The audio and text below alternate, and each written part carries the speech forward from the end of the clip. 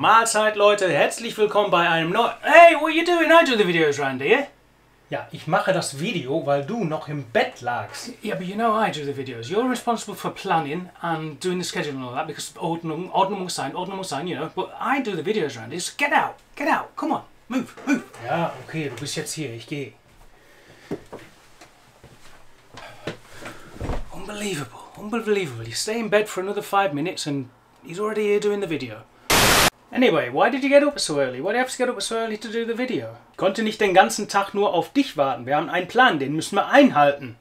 Yeah, about the schedule. It seems you're uploading 2 videos every week, every Monday and every Thursday, and at 5 PM on the dot every time.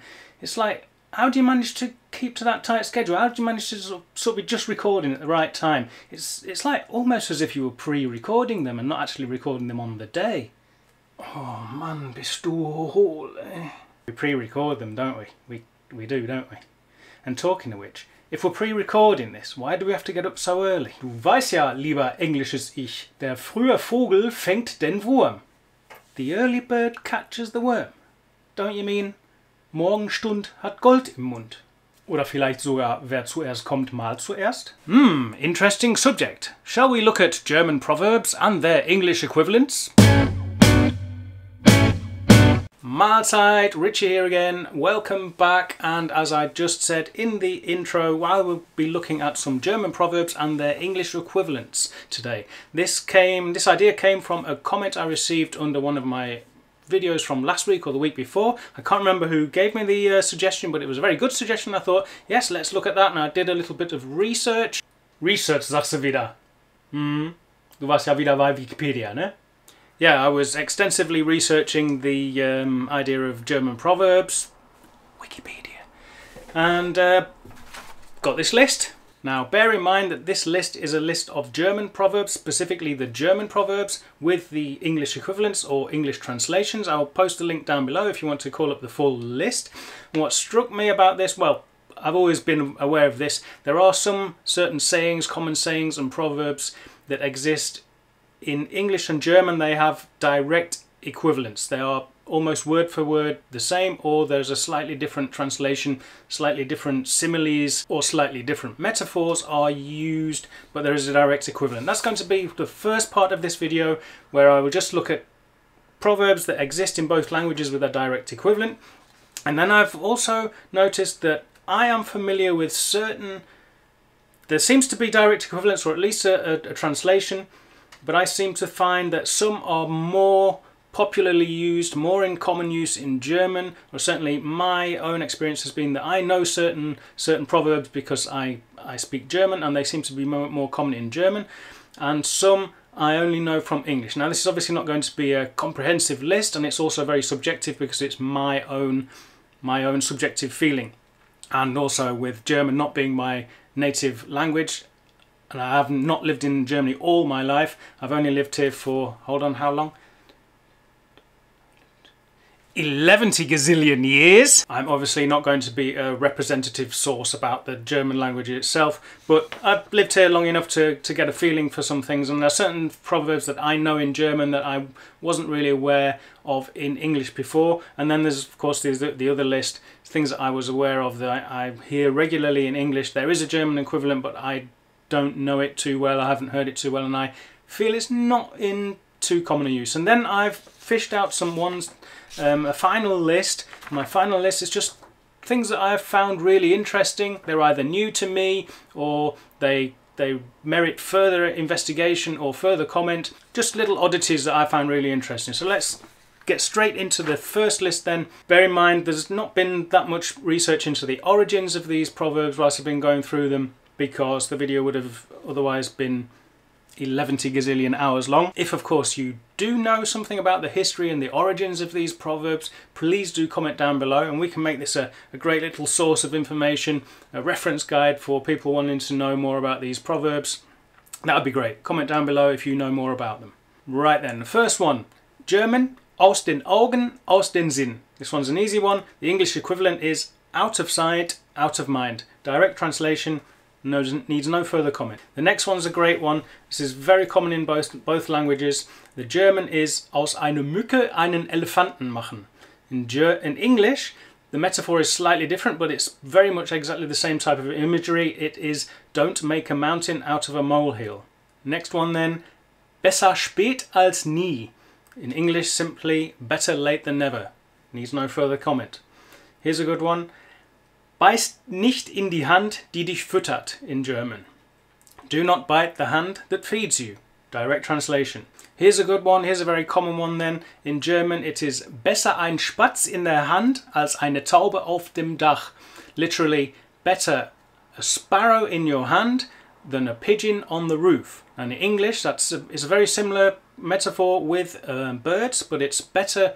A bird in the hand is worth two in the bush.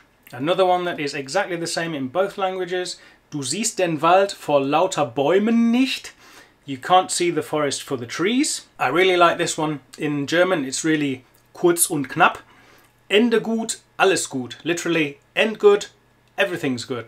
In English, obviously, that's all's well that ends well. This is a really nice one in German too. In English, it's kind of the same sentiment, but it's boring. The English, I'll give you the English first. Look before you leap. But in German, it's a nice little rhyming one. It's erst denken, dann lenken. Literally, first think and then steer. This one's really nice. I wouldn't say it's really common. I've not heard it in either language really frequently used, but I am familiar with it in both languages. And it's got a little interesting note to this one. Es ist keiner so blind wie der nicht sehen will. And the equivalent in English is a slightly antiquated sounding, kind of older form of English. It's there are none so blind as they who will not see. And you will notice they who will not see, meaning those who do not want to see. We're familiar now in modern English with the word will as being the equivalent of werden, the future tense. Ich werde machen, I will do, future tense. But there is, of course, to use another proverb as an example, where there's a will, there's a way. We're familiar with the word will. Der Wille. In older forms of English, will as a verb was very much like the verb want today, to want today. The German ich will, I will. Our two languages are very closely related. Here's one for the Led Zeppelin fans then. Es ist nicht alles Gold, was glänzt. All that glitters is not gold. Direct equivalent, no further comment. And I'm sure you now have an Ohrwurm of Stairway to Heaven. Moving on, this is a really nice one in German. I like the way it feels in German. Geklagtes Leid is halbes Leid.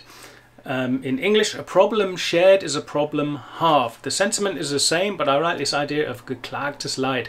You really klagen, to complain. You can really, I'd say in German, man kann sich auskotzen. You share your problems with a friend by having a good old moan and get it all out of your system. Sounds really great. Here's a good one then, especially in the strange times in which we are living.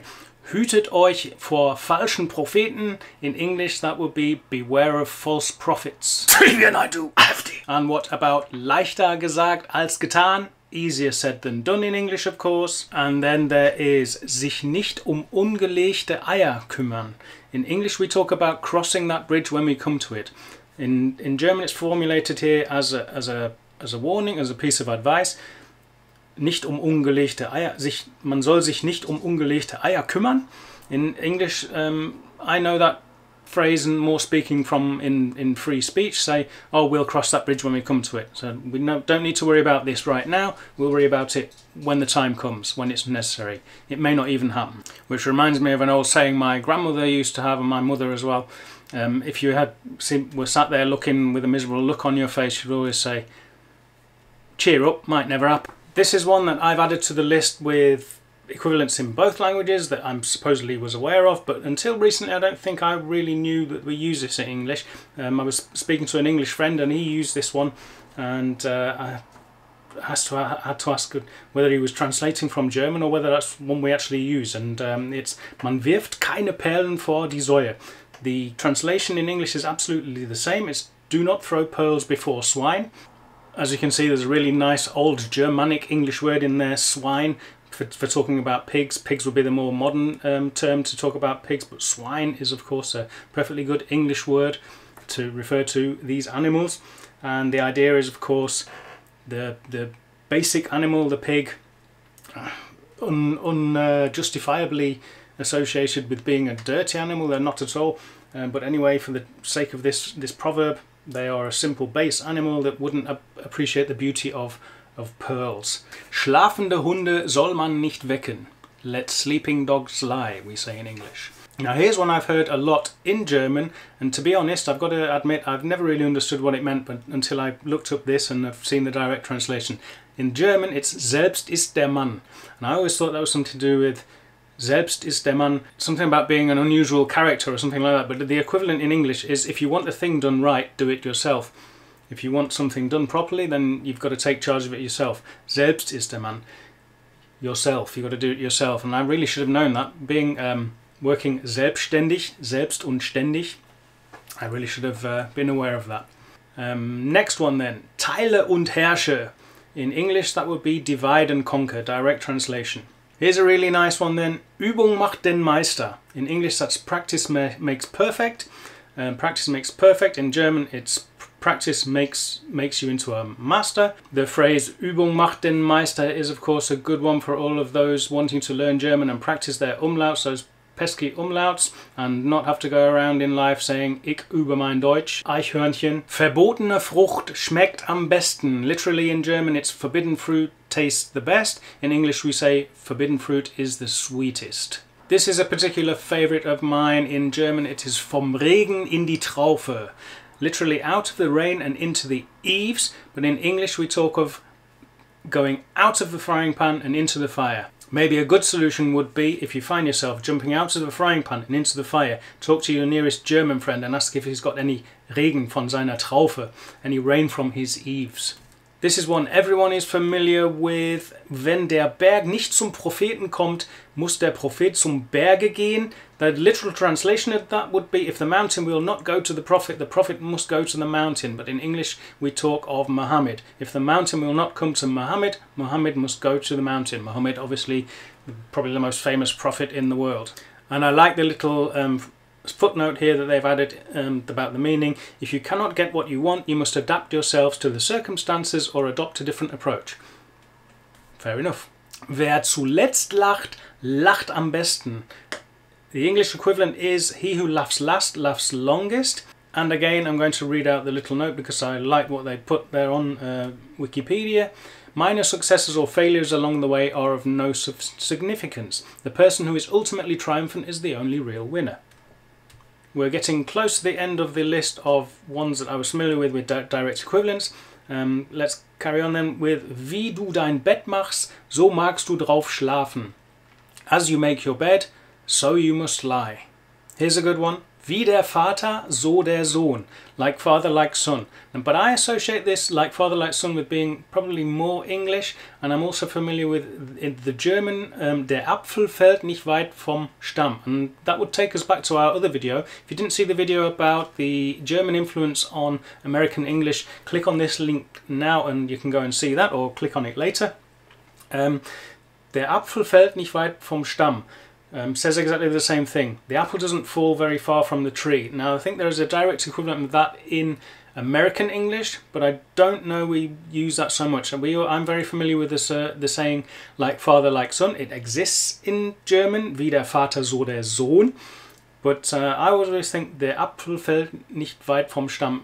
Something like that is a more common German saying. But I know the Americans use something like that too. The apple never falls far from the tree. Something like that. The German influence on American English is massive. Wo Rauch ist, ist auch Feuer. Here it seems on Wikipedia there's a translation. Where there is smoke there is fire, and the meaning supposedly everything happens for a reason. Now I don't really know that in modern use this may be the original meaning, but I don't know that in modern use this is what people mean. And also there's no smoke without fire has become a very common phrase. Maybe because of the German, maybe because it's been introduced into American English, and now we're using it in England and the UK. But there's no smoke without fire. I always associate with meaning. I use this quite a lot in my video about German stereotypes, where I say yes, stereotypes are stereotypes and they're not absolutely true, but there's no smoke without fire. So there's always some truth in it. There's something behind it. There is an origin to suggest why this stereotype has evolved. Anyway, let's get back to our proverbs, and this is the last one from my list with direct equivalents in both language. Wähle von zwei Übeln das kleinste. The English equivalent is apparently choose the lesser of two evils, but I know that from just general free speech saying, just if we describe something, why did you go for this when it's quite this option when it's quite obviously not a good option? You say, oh, it was a lesser of two evils. I only had a choice between A and B was the lesser of the two evils. Right then, these are the German proverbs I found on Wikipedia that were, for me, they were quite definitely common German phrases I have heard, sayings that I've heard in everyday life in Germany. I find them very common use. There seems to be an English equivalent, but I wasn't familiar with the English equivalent and was surprised. Well, not necessarily surprised, but I would say they're not so common. I've certainly not experienced them as often as I do experience the German equivalent in Germany. And the first one, bellende Hunde beißen nicht. Barking dogs seldom bite is apparently the English version. And the little footnote here is people who make the most or the loudest threats are the least likely to take action. There's another great English phrase to describe people like this. We often say people are all mouth and no trousers. It's a bit like the image that we say, who wears the trousers at home? Wer zu Hause die Hose anhat. The person wearing the trousers is the one who determines everything. It's rather sexist. It's more or less saying who is the man of the house, and an old-fashioned idea that the man has the say at home. He decides everything and is the authority at home.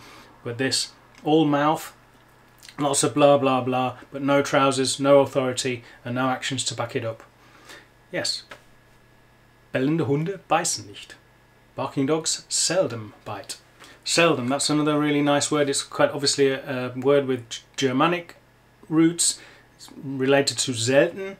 It means exactly the same. Seldom, selten. They are in fact direct translations, but seldom nowadays sounds kind of antiquated. When you use it in everyday language, you probably say, more often you'd say rarely. You would rarely use the word seldom and more often use the word rarely. This is a nice one. Der Fisch stinkt vom Kopf her. English equivalent, a fish stinks from the head. A direct translation then, and the footnote is good. I can't describe it any better. A corrupting influence often spreads from a leader to the rest of the organizational group. I like that one. This is one that's very common in German. Der Ton macht die Musik. The literal translation would be, it's the tone that makes the music. But the English equivalent is quite different. It means the same. It's not what you do, but the way that you do it. It's also a popular song. Or halls don't grace men, it's men that grace halls.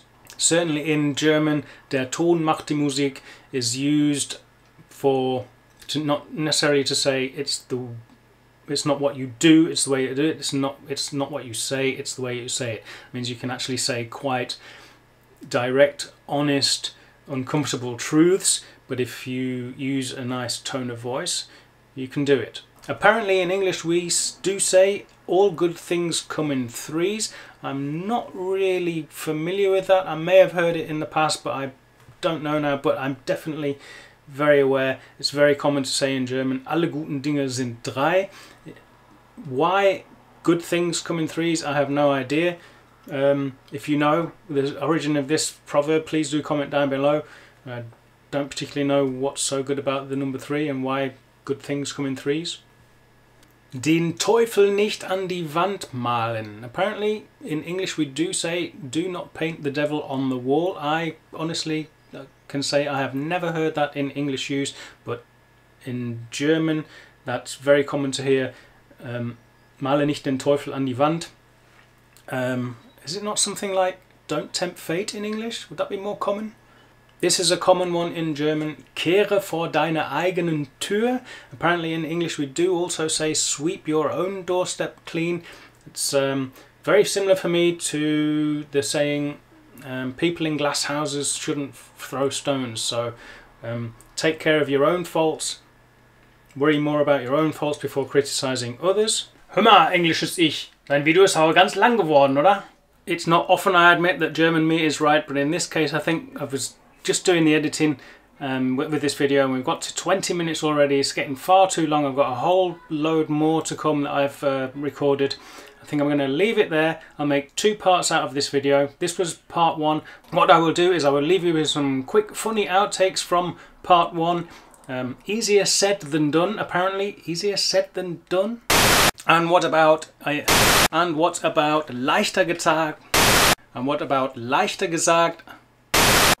And then I will edit a second part with the rest of this video. So we'll probably end up with 2 videos roughly 20 minutes long, bite-sized portions, and I think that's probably a lot better that way. That will be the next video that I publish after this one.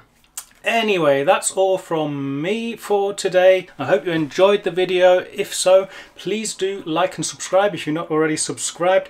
And if you want to support me and the channel further, check out my Patreon. You can support me on Patreon and join up there for the monthly Q&A. In fact, it's the end of the month now, so I'll be now preparing the Q&A for the next couple of days. That will be released over the next couple of days. If you want to check that out on Patreon. Otherwise, thank you very much for joining me here, and I will see you in another video here on YouTube. Mach's gut, Leute.